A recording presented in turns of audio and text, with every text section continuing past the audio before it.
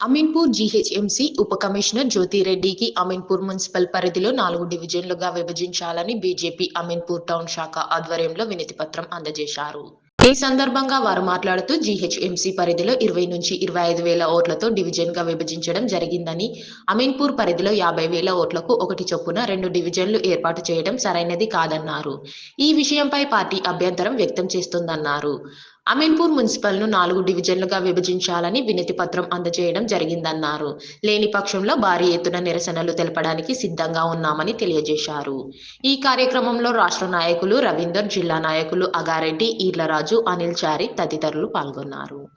ఈరోజు అమీన్పూర్ పరిధిలో ఓటర్స్ అందరూ కూడా అమీన్పూర్ పరిధిలోనే ఉంచాలని, ఈ యొక్క పరిధిలో ఉంచడం వల్ల దాదాపు 1,30,000 ఓట్లు కావడం, దీనికి ఖచ్చితంగా మా పరిధిలో అమీన్పూర్, బీరంగూడతో పాటు కిస్టారెడ్డిపేట మున్సిపల్ కార్పొరేషన్తో పాటు ఖచ్చితంగా 4 కార్పొరేషన్లు అవుతాయని చెప్పి డిమాండ్ చేస్తూ వారికి మెమోరాండం ఇవ్వడం జరిగింది. ఖచ్చితంగా ప్రభుత్వం స్పందించాలి, మరి అమీన్పూర్ ఔన్నత్యాన్ని కాపాడాలి, అమీన్పూర్ గొప్పతనాన్ని కాపాడాలి. అమీన్పూర్లో జనాభా ఓటర్స్కి అనుగుణంగా 4 డివిజన్లు చేయాలని చెప్పి డిమాండ్ చేస్తున్నాం. అలాగే ఈ యొక్క పడించ నియోజకవర్గంలోని పరిధిలోని ఏదైతే కార్పొరేషన్లో ఇవి అన్నింటి కూడా మా అమీన్పూర్లో ప్రభుత్వ స్థలాలు ఉంటాయి కాబట్టి జోనల్ కార్యాలయం కూడా ఈ ప్రాంతంలో ఏర్పాటు చేయాలని 4 డిమాండ్లతో ఈరోజు మరి కమిషనర్ గారికి ఇక్కడ వాళ్ళకి అధికారులకు మేము వివరణ ఇవ్వడం జరిగింది. ప్రభుత్వ అధికారులు స్పందించాలి, ఖచ్చితంగా అమీన్పూర్ను మరి 4 కార్పొరేషన్ చేయాలని డిమాండ్ చేస్తాం. లేని పక్షంలో పెద్ద ఎత్తున భారతీయ జనతా పార్టీ ఆధ్వర్యంలో పెద్ద ఎత్తున కార్యక్రమాలు చేస్తామని చెప్పి ఈ సందర్భంగా హెచ్చరిస్తున్నాం. ఈరోజు భారతీయ జనతా పార్టీ ఆధ్వర్యంలో అమీన్పూర్ మున్సిపల్ ఏదైతే జిహెచ్ఎంసీగా కలపడం జరిగిందో దాంట్లో భాగంగా మాకు ఎప్పటి నుంచో కోరుకుంటున్నాం 4 డివిజన్లు కావాలి అమీన్పూర్ మున్సిపల్ అని.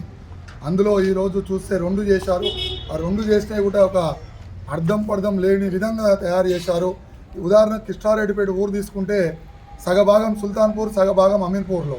ఇక్కడ అమీన్పూర్ తీసుకుంటే అమీన్పూర్ సగం అమీన్పూర్లో, సగం సుల్తాన్పూర్లో.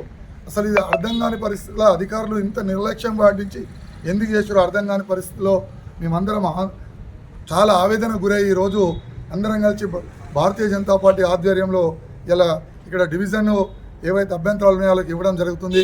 మాది అందరి కోరిక ఒకటే, అమీన్పూర్ మున్సిపాలిటీని అమీన్పూర్ మున్సిపాలిటీగానే ఉంచాలి.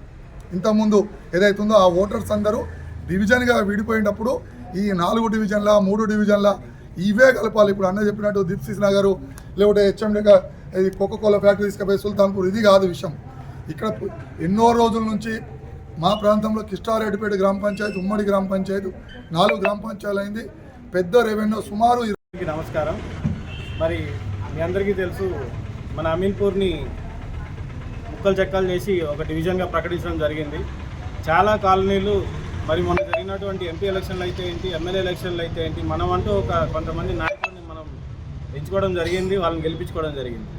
ఈ డివిజన్లు చేయడం వల్ల చాలా కాలనీలు వేరే డివిజన్లోకి కలిపేసారు. ఉదాహరణకి దీప్తిసి నగర్లో కొన్ని కాలనీలు పోయి కలిసినాయి, బీకే ఎన్క్లేవ్లో కలిసినాయి, సుల్తాన్పూర్లో కలిసినాయి.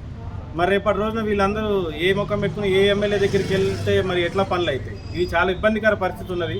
కాబట్టి మా అమీన్పూర్ని అమీన్పూర్గానే ఉంచండి. అమీన్పూర్ని అవసరమైతే ఒక 4 డివిజన్లుగా చేయమని మరి ఈరోజు వచ్చి మేము మా అభ్యర్థిని తెలియజేయడం జరిగింది.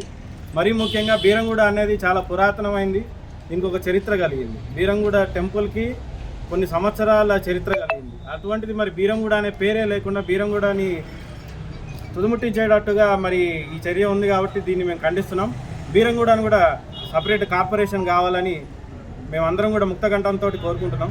దయచేసి అధికారులు దీని మీద పునః పరిశీలించాలి, సమీక్షించాలి, మా డిమాండ్లను నెరవేర్చాలని కోరుకుంటున్నాం.